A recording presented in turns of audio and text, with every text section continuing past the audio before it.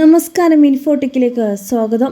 നിമിഷപ്രിയയുടെ മോചനത്തിനായി ഇടപെടൽ നടത്തുന്ന കാന്തപുരം AP അബൂബക്കർ മുസ്ലിയാരെ സന്ദർശിച്ച് save Nimisha Priya international action council അംഗം അഡ്വക്കേറ്റ് സുഭാഷ് ചന്ദ്രൻ.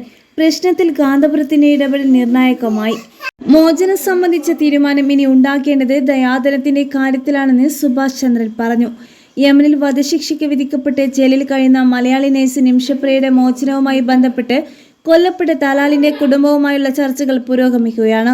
മാതാപിതാക്കളും മറ്റു കുടുംബാംഗങ്ങളും മാപ്പ് നൽകാൻ തയ്യാറാണെന്നും തലാലിന്റെ സഹോദരന്റേത് ഒറ്റപ്പെട്ട അഭിപ്രായമാണെന്നും അഡ്വക്കേറ്റ് സുഭാഷ് ചന്ദ്രൻ പറഞ്ഞു. നിമിഷപ്രിയയുടെ വധശിക്ഷയ്ക്ക് നിലപാട് കടുപ്പിച്ച് കൊല്ലപ്പെട്ട തലാലിന്റെ സഹോദരൻ കഴിഞ്ഞ ദിവസവും പ്രതികരിച്ചിരുന്നു.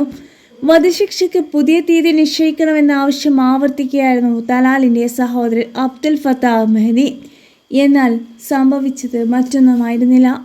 തലാലിൻ്റെ സഹോദരൻ്റെ വാക്കുകൾ മാത്രമല്ല ഉൾപ്പെടുത്തേണ്ടത്, തലാലിൻ്റെ മാതാപിതാക്കളുടെ വാക്കുകളാണ് ഉൾപ്പെടുത്തേണ്ടത് എന്നുള്ള വാക്കുകളാണ് ഇപ്പോൾ പുറത്തു വരുന്നത്.